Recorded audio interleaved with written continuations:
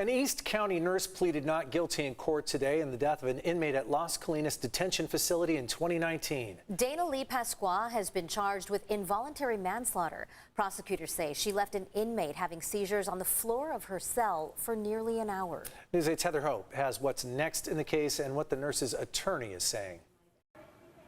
Today in court, we got opposing opinions about Nurse Danalee Pascua, her attorney painting her out to be a caring, attentive mother. Meanwhile, the deputy district attorney cited criminal negligence, a part of her involuntary manslaughter charge.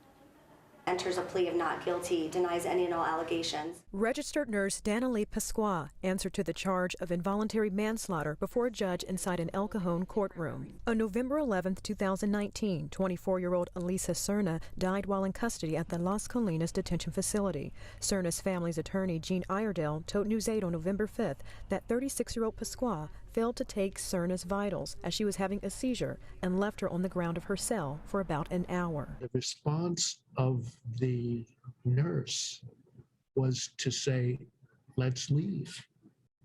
So they closed the door and they left. Ialeggio says Serna was in custody on a minor drug-related charge and for being under the influence. Prosecutors did not discuss the details of the case, but referred to a November 4th statement made by District Attorney Summer Stephan, which says the evidence demonstrates criminal negligence that contributed to her death. It is a heartbreaking case of failure to safeguard Elisa's life by those who are charged with that responsibility. That's their allegation. That's what an involuntary manslaughter charge is, that there is a duty and that she did not fulfill that duty to a certain extent. Pascua's attorney, Alicia says Pascua is an attentive, kind mother of 3 who had 46 family and friends present in court to support her. Extremely devastated by the charge that she's facing. She has no record. She's been a nurse for about 7 years. Pascua was never detained or arrested and left Las Colinas as a nurse to work in administration at the Sheriff's Department. She's been placed on suspension. She's suspended from her employment with the Sheriff's Department, but she has not been formally terminated. She does have union reps that are representing her. Pascua faces up to 4 years in prison if convicted.